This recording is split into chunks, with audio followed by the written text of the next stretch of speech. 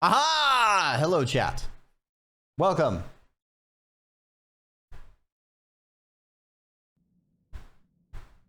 This is my PNG form for when my camera dies, because PNGs are also really damn cool. And if you like how this also looks, it is actually done by a different person than my Live 2D. It is done by the wonderful Dino Dog Ray Hunavis over at Rage Raw's stuff. Definitely give them a good gander. They do artistic magic because they draw in grayscale and then color with I don't know what they call it. I don't know what it is, but it's magic as far as I'm concerned. Flattened. Yes, I have lost a dimension. We've gone from live 2D to live 1D. The D is Dreki. Gradient maps? Yeah, gradient maps and shenanigans. Allegedly, parentheses. But it's very cool to watch. I love how it gets things to work. Did that for the first time with your last render and it was a lot of fun. Ray is good people's. Dice is examining a bit of rubble, turning it over in his hands. I wonder if we're ever gonna find, like, alien tech, he says. Wouldn't that be cool? I know it's hard, Cal says, fiddling nervously with a tassel on his shirt. But I just think, what would your mom do right now? She wouldn't complain, that's for sure. Fuck you, dude. Too soon. It's been hard to talk to your dad about everything. Losing your mom, then losing the colony right after. It's too much to take. Neither of you know what to say.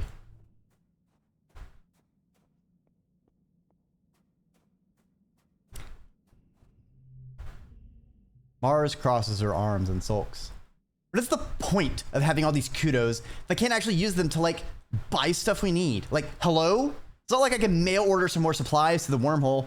Yes, Maz, yes. Embrace the understanding that currency is meaningless. You need to help out your fellow persons. Down with capitalism, even if it's kudo form. Tangent frowns. I just don't understand, she says. Why now? Why does it keep getting worse? Now,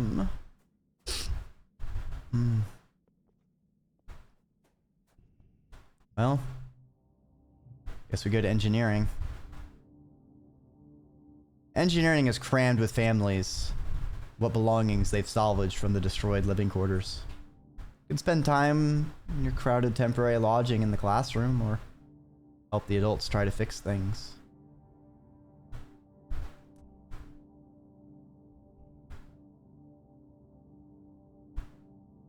Let's rebuild. First month of quiet passes. Each day plotting one thing after another. You still have trouble sleeping in the classroom barracks, but there's nowhere else to go. Every day you wake with the others. Try to make the best of it. Grief and anger come in waves. Not just for you, for everyone. Some days are better than others. You're assigned to help build walls. The first part of the month is spent just dragging away the wreckage, sorting it into salvage or recycling. By the time that's done, crews disassembling parts of the stratospheric have delivered enough salvage that you can begin work patching up the walls. A sense of urgency permeates the crew. For everything, people need to feel safe. Dice is on the work crew with you, something he does begrudgingly. Walls didn't help the first time, he grumbles whenever anyone asks for his opinion. Why should we tear them all down? And we should just tear them all down and live like the animals do. Someone planted a bunch of buildings on my land, I'd be pissed off too. I don't think we need this high of walls. We could do with, like, just a fence. I'm gonna go so far as to sabotage the walls, but you certainly don't contribute. You and Dice drag your feet, sulking anytime someone tells you to work harder. Surprisingly, you don't get in trouble. You're just kids after all. No one expects you to get back to work right away after a huge trauma like losing your home. Yeah, I don't want to build the walls. I want to build, you know, the farms that we need for food. I feel like that matters more.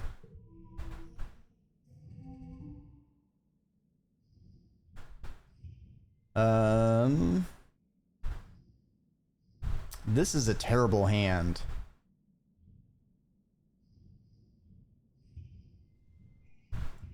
Zero, zero, 2, 3. We'll push through.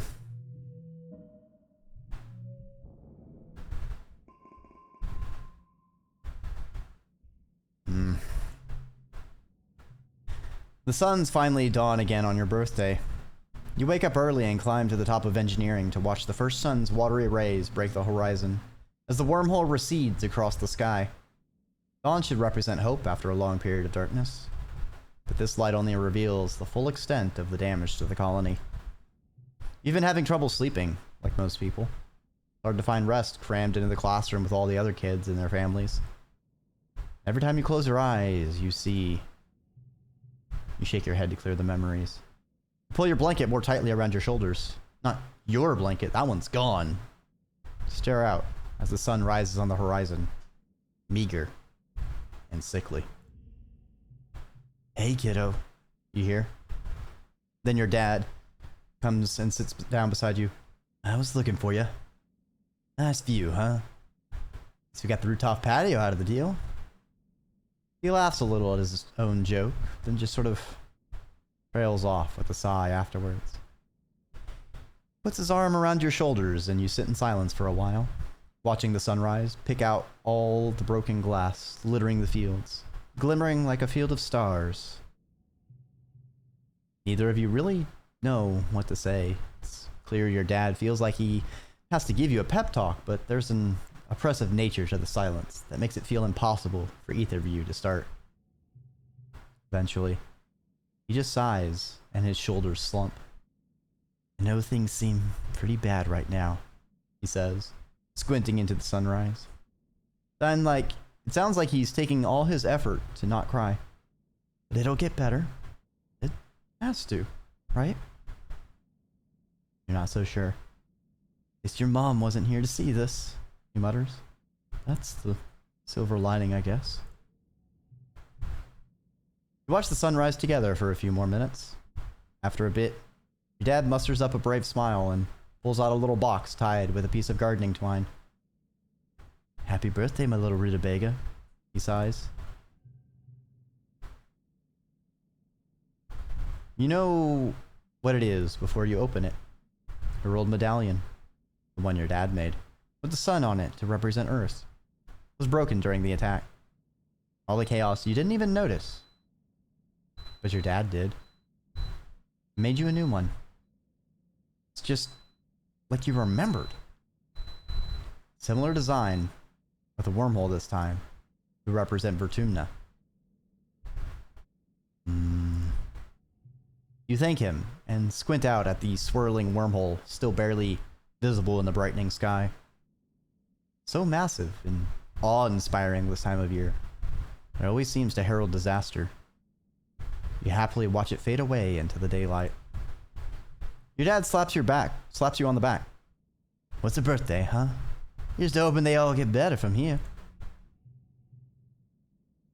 You both head back downstairs to the wreckage of the canteen, where they've put up temporary roofing with whatever tarps and scraps could be found. Colony nanoprinters, the few that still run, have been working day and night to replace the necessities of life, but larger construction projects are going to take some time. Aunt Anne has coaxed the kitchen nanoprinters into making soy gruel and pressed bars. Life-sustaining, but depressing. You and the other colonists eat your breakfast in stony silence as you mentally prepare for the day. Chief Administrator Seek has taken over as interim governor until the council can elect someone new. Last week they held a mass funeral for everyone who died. There's talk of turning the Stratospheric's destroyed front half into a memorial shrine after everything useful has been salvaged. Still, so much to do.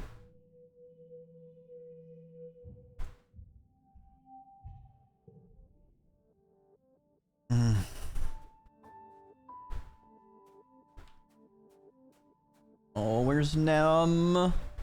Nem? Nem?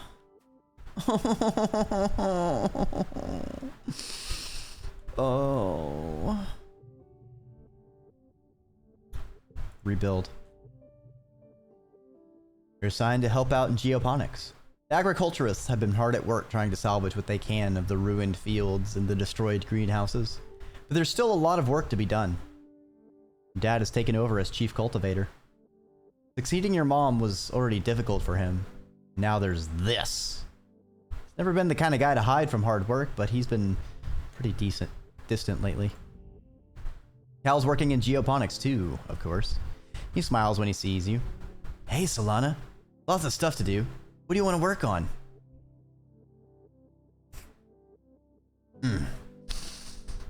Prepare the greenhouses.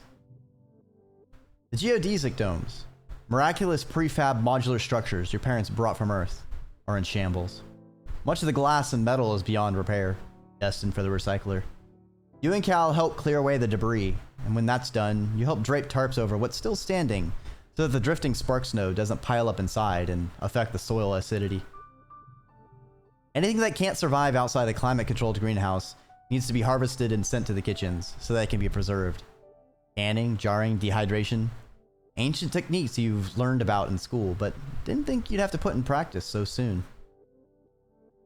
I think it's weird that these are considered ancient preservation techniques. Because, like, canning and jarring for, like, pickling things should be pretty common and done already because of, you know, that's, you need to prepare things differently, you know? You gotta have a varied flavor profile. That's a little odd. Everyone is worried that this will be the final nail in the coffin for your food supply after the famine last year. Try not to think about it too hard. Instead, focusing on doing what you can to help rebuild.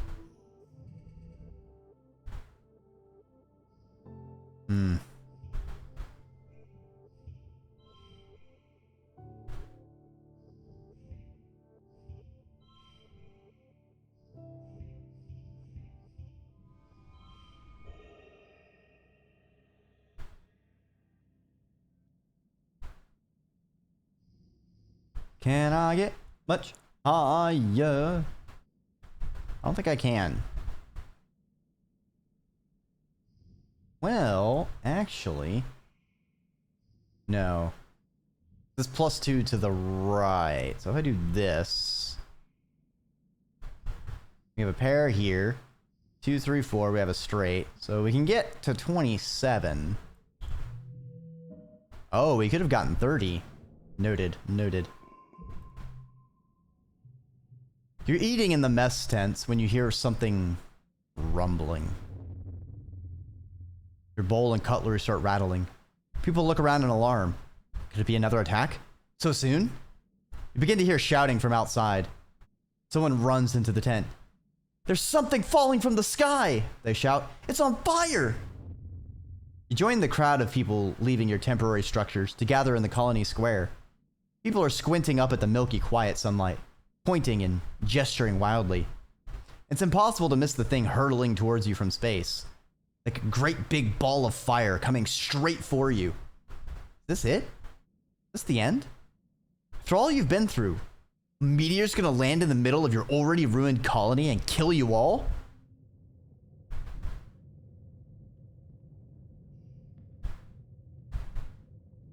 Mars grabs your shoulder.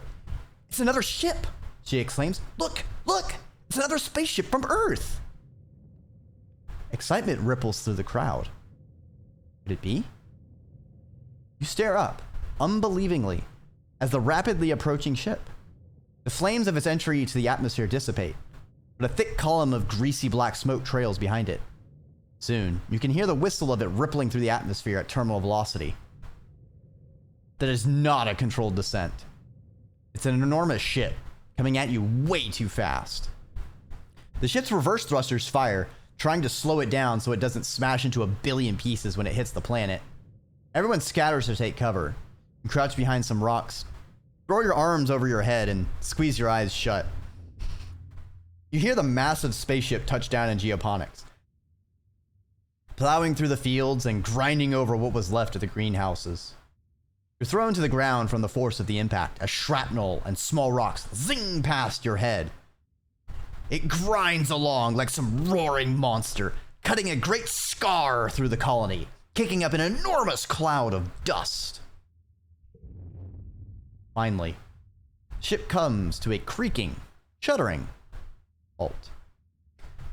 Man, the farm areas cannot catch a fucking break. What the hell does this planet have against plants? You and the other colonists carefully crawl out of your hiding places, coughing and rubbing your eyes. The new ship is half buried and obscured by dust. You can tell it's from Earth. You squint to make out the stenciled letters. Heliopause. A hatch opens in its side. Silhouettes begin to emerge. Silhouettes with guns. What the fuck? Soldiers march out of the dust and quickly surround all of the remaining colonists. Moored soldiers form two parallel lines from the ship in the square, their guns in parade arrest, and a lone figure strides down the center towards you. "Greetings, fugitives from Earth!" the man says, spreading his hands wide. "First off, already fucking hate you. Fuck you, dude. I don't know what you're about, but you have an awful first impression, lum." A dismayed murmur ripples through the crowd.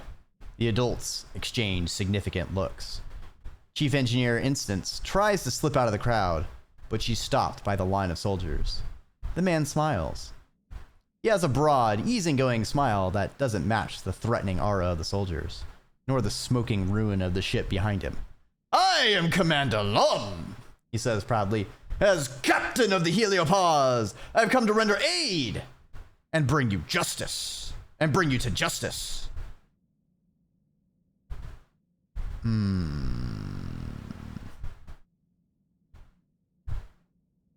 Bring us to justice.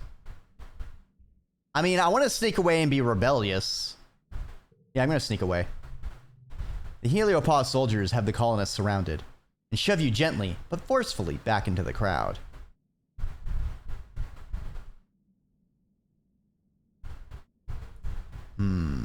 We may be stuck here. They can't make you listen. You tune out the pomp and pointless adult talk. Yada yada. Governor Uticott knew this shit was coming. Blah blah. Now this new guy Lum will be governor. And he's some kind of space cop. But whatever. All adults are basically the same and equally boring. Alright, I didn't want to pick the other one because I was worried it was going to give me loyalty. And especially in light of recent events, i.e. that fucker showing up, I do not want to be on the blue side. We want to be with Magenta, cause it's time to start a rebellion. The cloud disperses slowly. The council members follow Lum back into the Heliopause, presumably to talk about the future of the colony. You hope. You track down your friends. "So what do you think of these new people?" Mars asks.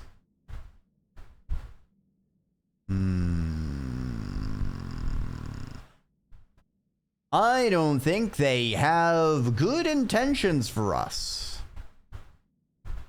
Definitely not going to do the first two. Boss us around feels kind of petulant, but sure, the planets seem...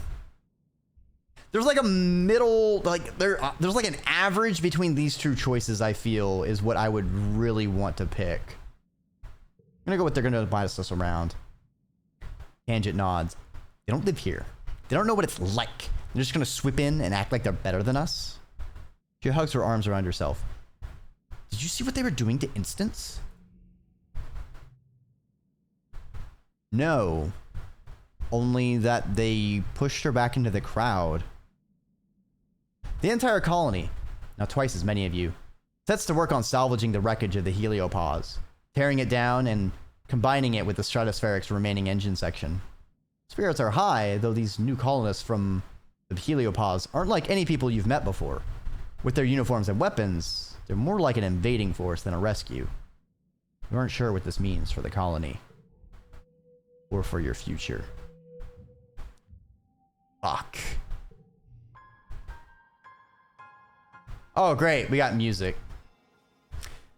As the dust settles, you rebuild your colony around this new ship, the heliopause. New arrivals, soldiers mainly, are aloof at first. Many see you as fugitives. Together, you build new walls, living quarters, greenhouses, and a massive bunkered garrison. The Stratos' engineering wing is the only reminder of your old colony. The heliopause brought enough rations for another 5 years, as well as a rich seed bank and working hydroponics. Finally, an end to the slow starvation you felt for years. They also have more guns and explosives than you've ever seen in your life. Even the ship has guns. A full stomach, a roof over your heads, and the promise of safety convinces most stratocolonists to accept Helios. In turn, the Helios decide that you criminals pose little threat. A grudging peace is brokered between... What? All right, now I'm actually a little annoyed at what I missed. That probably... Okay.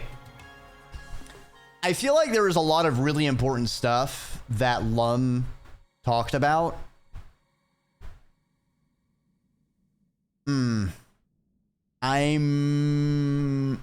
I kind of don't like that I missed that. And it's frustrating that I was so adverse to getting any government loyalty that I didn't even think of picking that option of listening to Lum's speech. That... Shice. That kind of sucks. Why the fuck are they calling us criminals? I hope that little detail is elucidated to us as we continue on. Besides, they aren't so different, really. They're even Helio children, born among the stars, just like you. After a month of hard work, you and your dad move into your new quarters. You have your own bedroom for the first time in your life. You place a picture of your mother on the shelves beside your bed. You step out onto your very own balcony to watch the new colony. Its grounds bustling with so many strangers and strange new ideas. You feel something rising in your chest that you haven't felt in some time. Hope. Excitement. What will the new day bring? Better get out there and find out.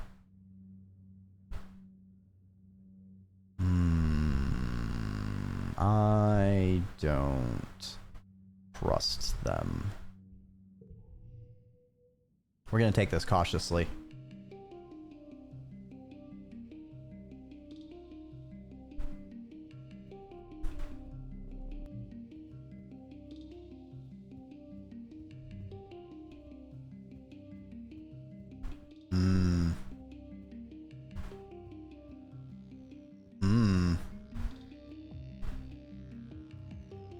Oh, the area is bigger now.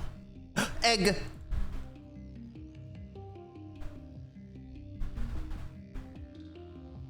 Ooh. It's not a didgeridoo, but it feels, the buzzing makes it feel close to it. I really like that instrument.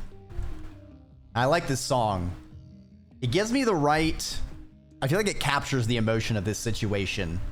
That kind of trepidation, a little undercurrent of uneasiness, of something being off, you know?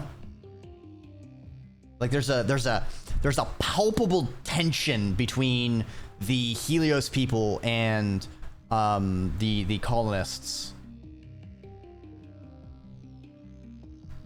Even though it hurts, you find yourself wandering over to geoponics. It feels not good to be here, in the place your mom loved and ultimately gave her life to, but not good either. Feels like when you have a bruise and you can't stop yourself from pushing on it because the pain reminds you the injury is real. Like your mom dying is this huge invisible wound, and poking at it forces you to feel something instead of being numb. Your dad is taking time off work. Your parents worked double and triple shifts during the last growing season. Now that it's over, it just feels so cruel. When people work hard, they should be able to look back on what they did and feel proud. Instead, there's just this huge gap where your mom should be. You find your dad sitting in your mom's personal garden, miraculously starting to grow again, despite being trampled flat during the last attack, and neglected during the famine before that. Still, various Vertumnan flowers are starting to sprout, as well as hardier earth ones like dandelions. Fucking dandelions! Not those weeds! Your dad looks up and musters a smile. He pats the bench beside him. Your dad is good at sitting in silence. He holds your hand and you sit together, watching the bugs flit around the garden. Eventually, he starts to hum quietly. You recognize the song. An old favorite of theirs, one they used to play after dinner when they would sit and talk for hours about the future they envisioned on Vertumna. You remember sitting at their feet and playing with your blocks, letting their weird adult words wash over you. They had so many plans. Think about your mom and how much she sacrificed for the future she'll never see. Your dad puts an arm around your shoulders. You sit like that for a long, long while.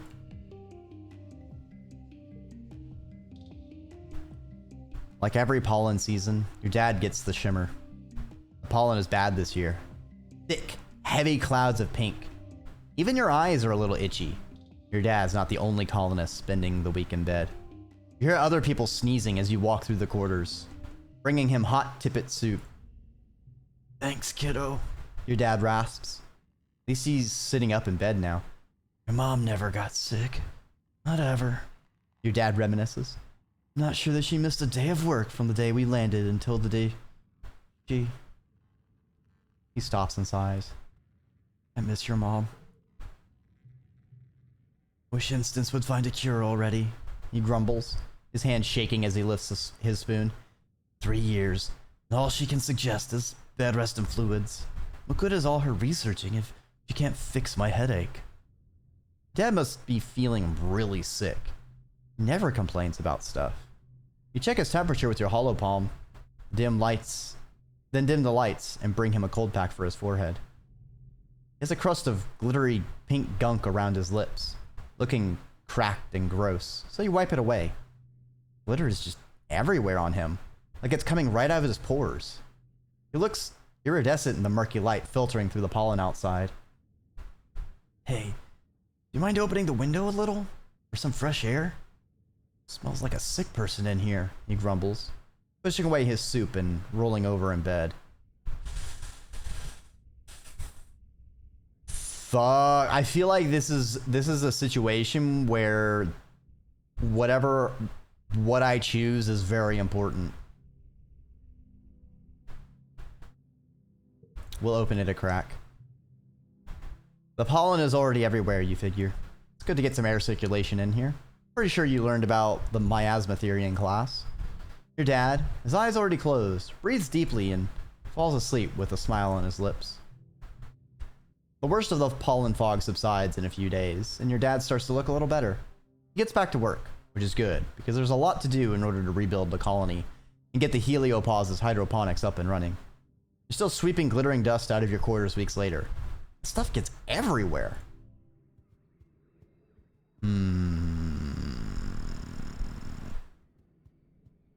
Hey, Dice. What's up? Maybe we deserved it, Dice mutters. The new ship didn't save us. Just delayed the inevitable. When their food and weapons run out, we're back where we started. Didn't they learn anything? I don't have any herbs to give him. Oops. Nem! Nem looks at all the new soldiers that arrived on Heliosphere. It looks so cool, she mutters. Why didn't we act more like these guys in the first place? No, Nem! Nem! Nem! Nem! ACAB, Nem! Don't fall for don't fall for the propaganda.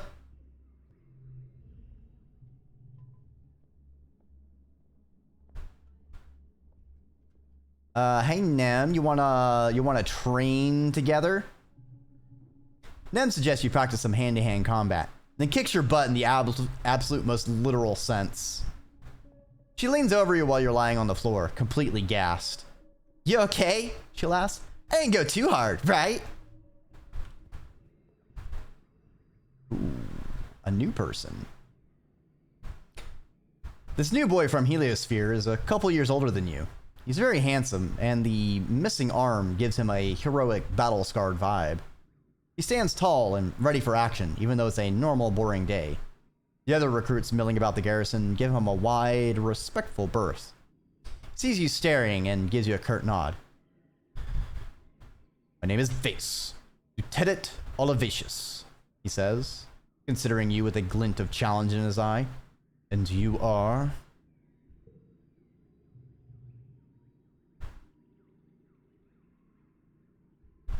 I'm into science. His expression doesn't change. That's right, he says, with the air of a boy who's hard to impress. Nice to meet you, Solana. I hear it's been a rough couple years for the colony. Lucky thing, our heliopause came along just in time, he continues. Don't worry. We have some of the best soldiers. The very best. We'll keep the colony safe. Doing just fine before you came. He raises an eyebrow.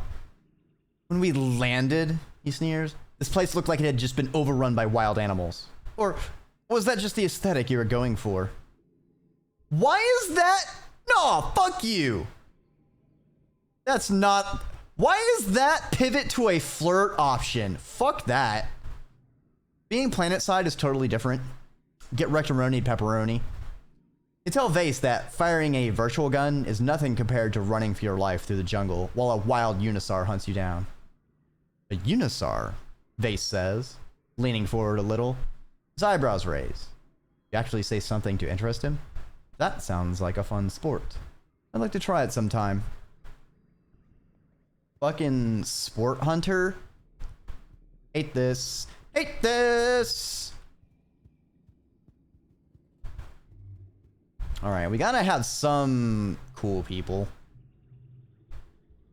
Tang looks as if she hasn't shed a tear since the day she was born. The engineering wing escaped the attack relatively unscathed, she says. We still have power and shelter, but more importantly, we have our knowledge. She nods resolute. If anything can get us out of this dire situation, it will be technology. Flower.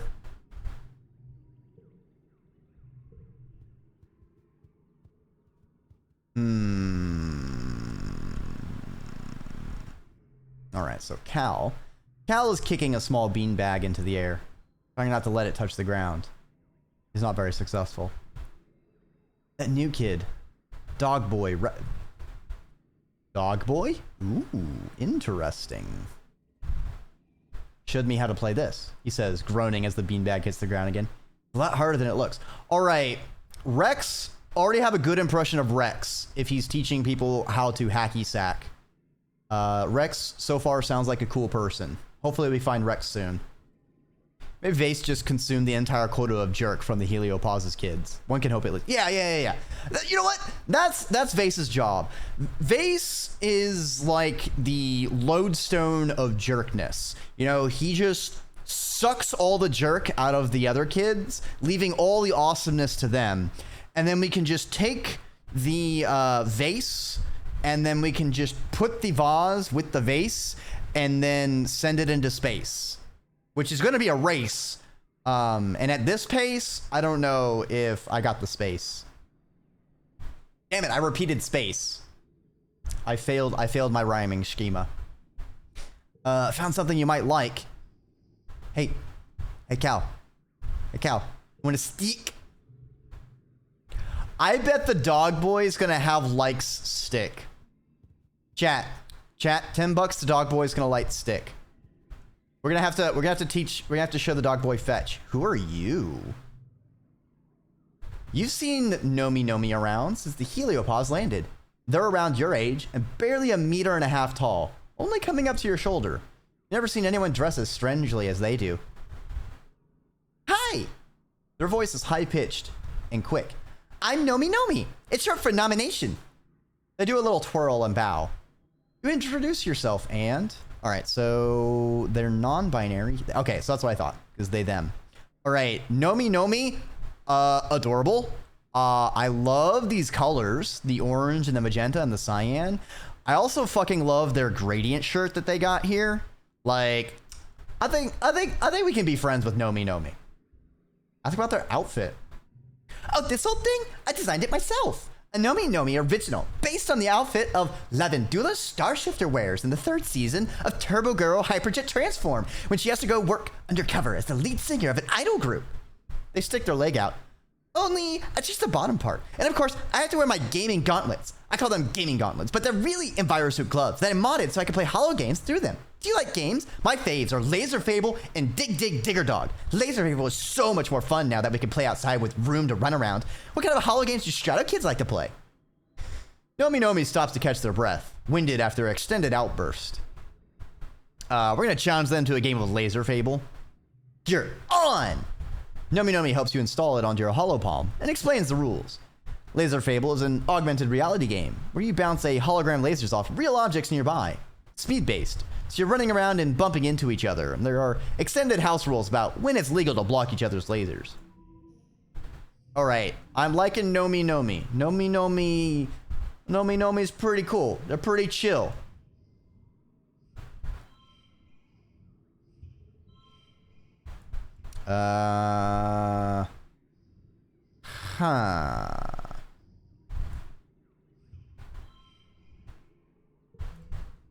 Anime and video games and cool fashion. Exactly.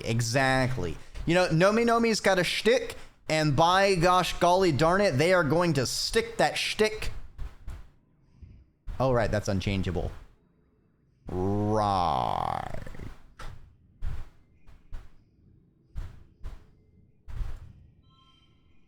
Four, five, six. All right, we're doing good. Next round. All right, so we can do 5, 4.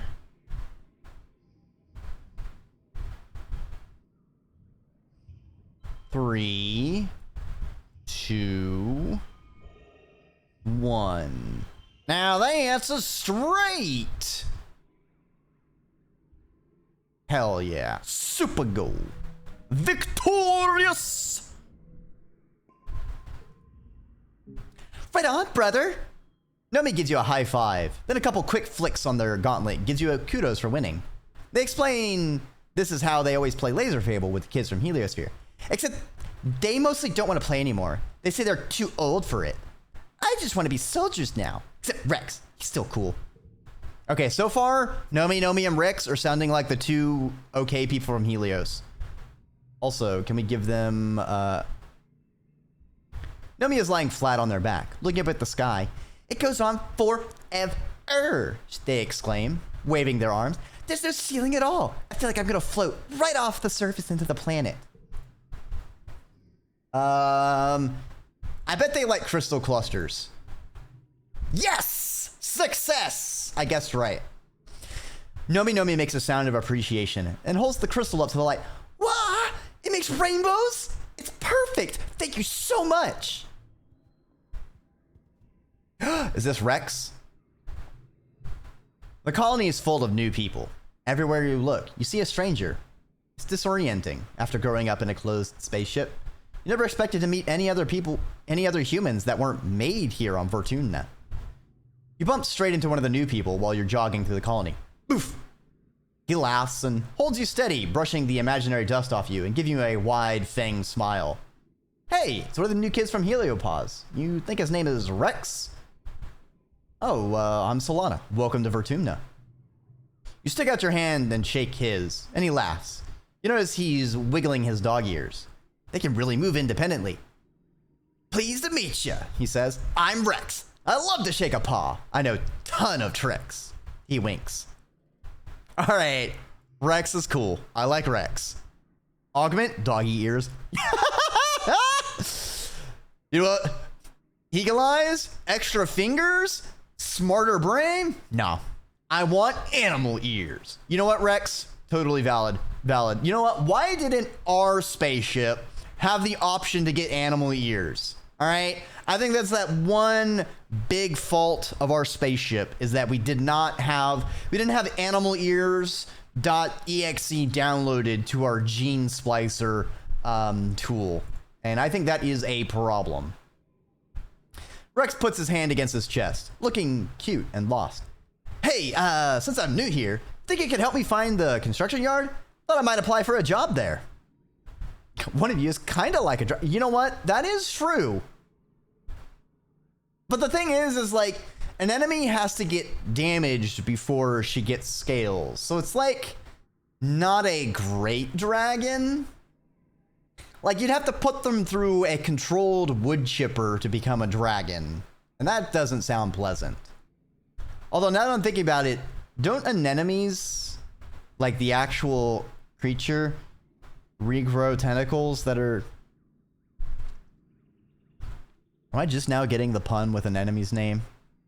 What doesn't kill her makes her scalier. Exactly. I'll take you there. You walk him over to command. Everything's moved around since the heliopause landed, but the construction yard is still in command where it always was. At the entrance, you meet Mars, filing her nails and looking like she's waiting for somebody. Why, hello there, cutie. Oh, that's Mars. Why, hello there, cutie, she says to Rex. Where did you come from? He looks her up or down and grins. I'm just an angel who fell from the sky, darling. You try not to gag as the two of them flirt. You give a loud ahem and point Rex towards the construction yard. He looks back at Mars over her shoulder and winks as he leaves. Rex hasn't gotten used to life on the surface yet. You remember your first year. Fortuna seems so enormous, so full of dangers and mysteries. Well, it still does, but the shock eventually wore off. Rex still has that slightly bewildered look on his face every time he walks outside and the sunlight hits his face. It's so bright and warm. Got you a present. Stick. Woo! Rex howls with happiness as he takes the mushwood log from you. You remember my birthday and brought me the perfect stick for my collection. All right, chat. We found the stick, lover. Let's give him a hug. Aw, yeah! Rex exclaims, wrapping you in a strong bear hug. He even lifts you off the ground a little. It's a good hug. Kind that makes you instantly just a little bit more relaxed. I like Rex. Hey, Mars. What are we going to do with Uticott? Mars muses, sniffling into a tissue. Without a governor, totally lawless. Someone tries to take my stuff. Mars, please. Please don't give in to capitalism, Mars. Mars. I like how she hates sticks, but he loves sticks. And they already apparently are textually looking like they're going to hit it off. Genetic augment, dog. He is his own best friend. And everyone else's. Exactly. Okay, I think we've checked in with everybody. The real question is how things have changed job-wise. Okay, so all of these are the same.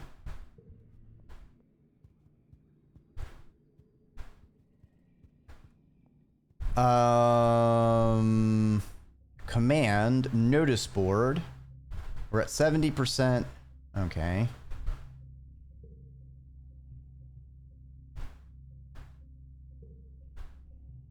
Do we have anything? Why is there nothing new to buy? I mean, I guess we can, I bet everyone actually likes cake, not just Cal. So I bet cake is just a way to get people's relationship up if you don't have their favorite item. I already gave her the thing. Garrison. Interesting. Oh, I can talk to Tang? Tangent looks up from her holopalm, blinking as her eyes refocus on the middle distance, and then on you. Her previously long hair is gone. buzzed close to her scalp. You almost didn't recognize her when you first saw her. You wonder if it was caused by a lab accident or something. Close to Lana, she says, already cagey. Did you need something? No, I just came by to say hello. The faintest hint of relief passes across Tang's face. You get the impression that not pressing her on her personal appearance was a wise choice. Oh, well, hello then, Tang replies. She raises her hand as if to push her hair out of her face, but stops when she realizes what she's doing. I'm rather busy at the moment, actually, so if you don't mind, you can take a hint. Hi, Kalos. Kalos. I hope you're having a fantastic time zone, whether it's super late in the evening or early in the morning. So I think Tang... Okay, so I think we hit like a milestone from giving her the flower. Alright, so we have nothing new over here either. Living quarters. Nothing new here. It's almost 3 a.m. But I'm doing good. Just finished up some comm work and person. Ooh, nice. Alright, so now we get friendship with Rex. Over here. Friendship with Tangent. Right.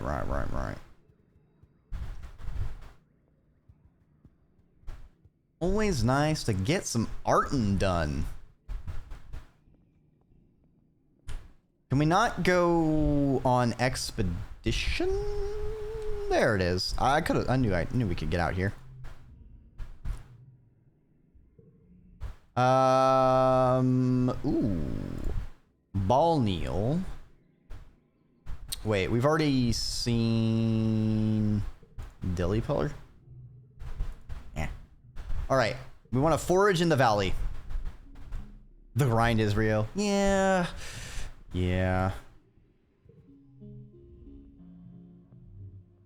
Chief Surveyor Utopia stops you and Dice near the depot. Feel that? She asks. You can feel a kind of ominous, distant thumping, pulsing regularly through the ground. You stand still, you feel it vibrate into your own body too, like a massive global pulse. Utopia says, checking a readout on her hollow palm. I reckon it's naturally occurring, she concludes. It's giving me the whalies all the same. You two better check it out. Mind you stick together and take recordings on the way. In case it's dangerous. You and Dice look at each other, excited. You follow the thumping, now an audible noise, growing louder, west, till you've thoroughly triangulated its location. You know you're getting close, but it sounds like it's coming from all around you, and your instruments aren't precise enough to help. Ooh. What do you think it is? Dice spreads his hands. Aliens, he says seriously. Follow the sound.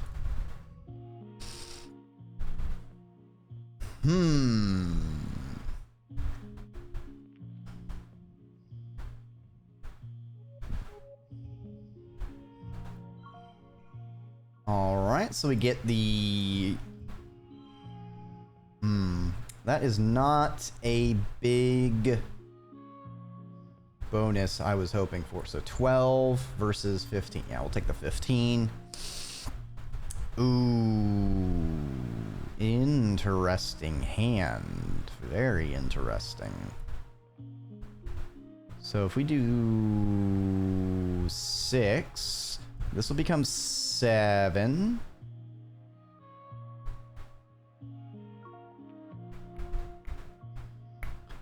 We can't get a pair or anything like that. We can make this a 5. Make this a 5.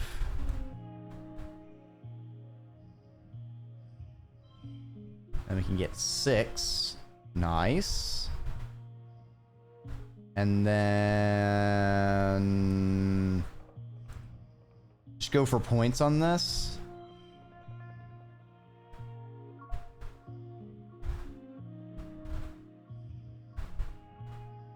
I could do this instead. Yeah, it'll give me 1 extra point. Nice. 22. That's possible. That's pretty feasible. Ooh.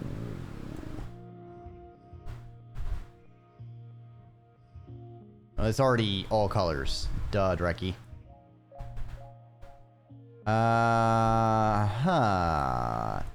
If I do this, this is gonna become thick with 2 C's, baby.